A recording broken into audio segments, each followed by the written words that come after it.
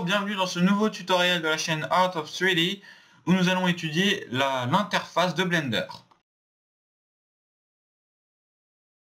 Alors, lorsque vous ouvrez Blender, vous arrivez sur cette interface là. C'est la première partie donc de ce tutoriel. Et donc c'est parti. Donc au milieu, déjà la première chose, c'est évidemment la première chose qui saute aux yeux, c'est au milieu, il y a notre vue 3D. C'est-à-dire c'est ici que tous les objets pourront être modifiés en temps réel, donc évidemment. Par en déplaçant les points ou tout ça, bref. Ensuite, à droite, il y a aussi, disons, l'endroit où vous pouvez tout faire. Il y a plein de choses dans cet endroit-là. C'est bon, les choses que vous allez utiliser principalement, ça va être cet onglet-là qui est donc l'onglet pour le rendu. Cet onglet-là avec donc l'onglet des modifiers. Cet onglet-là pour les textures sans image et les textures pour image, ce sera cet onglet-là. Voilà.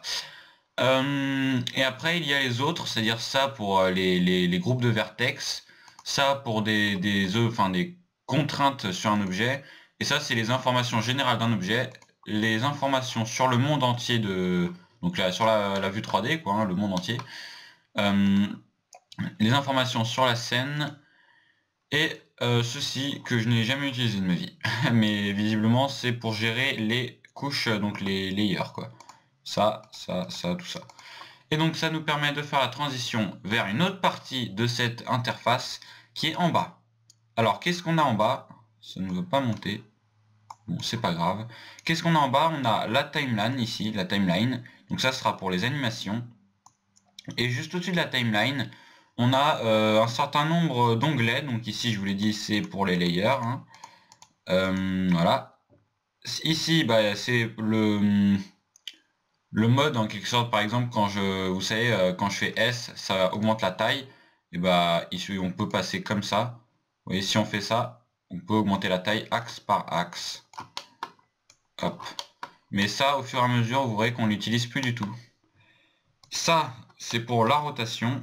Pareil, ça, vous l'utiliserez plus du tout après, parce qu'il suffit de faire R, choisir un axe sur le clavier, et on peut faire tourner. Et ça, c'est tout simplement pour le déplacer comme ceci, comme ceci.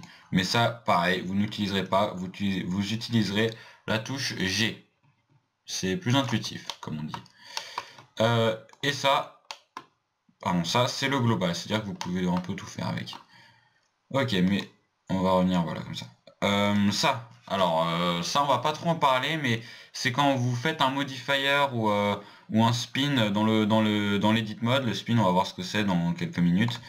Eh bien, ça va faire cette action en fonction de quelque chose. Par exemple, ça va le faire en fonction du point du milieu, le parfait milieu. Donc ici, c'est au milieu du cube, quoi. Je pense que c'est ça, ouais, je pense. Ça pourrait faire aussi le 3D cursor, mais le 3D cursor c'est ça là, ce petit truc ici.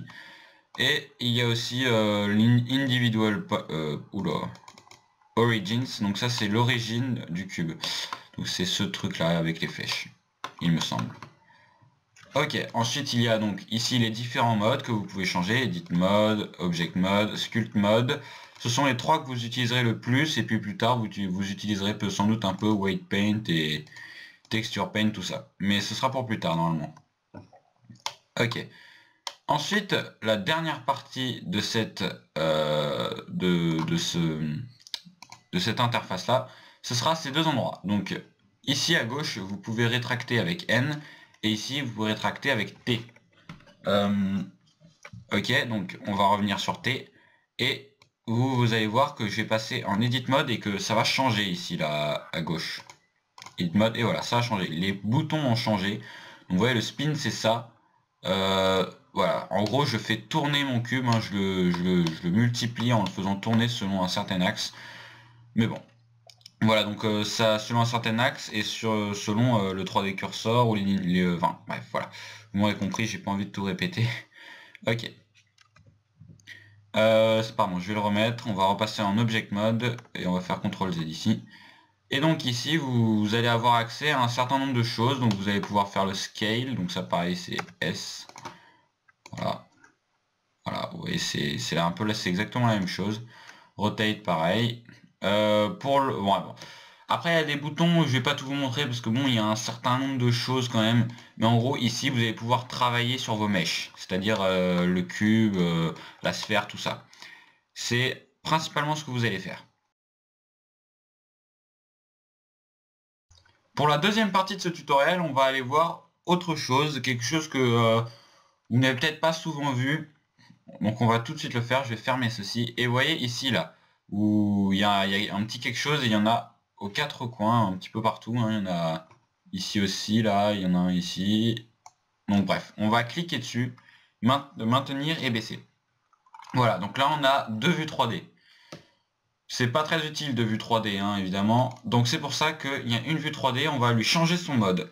Donc des modes que vous avez beaucoup utilisé principalement, ce sera le UV Image Editor pour les quand vous faites un unwrap, c'est-à-dire que vous dépliez votre objet. Le Node Editor, donc ça c'est pour les textures dans le mode de rendu cycle. Et le Graph Editor, donc ça ce sera pour les animations. Bon et ben voilà, désormais vous connaissez l'interface de Blender. Il y a plein de choses que je n'ai pas montré, des boutons, parce qu'il y a vraiment beaucoup trop de choses à dire sur Blender. C'est à vous de le découvrir aussi, c'est à vous de voir les choses, c'est aussi comme ça que vous allez apprendre, c'est en explorant Blender. Donc par exemple, ça ici je vous l'ai pas beaucoup montré, mais vous en aurez très peu besoin, mais quand vous en aurez besoin, ça pourra beaucoup vous aider. Je ne vous l'ai pas montré parce que moi-même je l'utilise très peu. La seule chose que vous aurez peut-être à utiliser, ce sera les images de fond. Vous verrez plus tard ce que c'est dans peut-être un prochain tutoriel que je ferai. Voilà. Mais j'ai envie de vous dire, explorez partout et voyez ce que ça fait. Changez des valeurs un peu partout et puis si jamais ça vous fait n'importe quoi, si jamais ça vous fait crash, c'est pas grave, vous allez très souvent vous énerver sur Blender, mais c'est en gardant votre patience que vous y arriverez. Allez, maintenant je vous dis tchuss pour une prochaine vidéo sur la chaîne Art of 3D. À la semaine prochaine.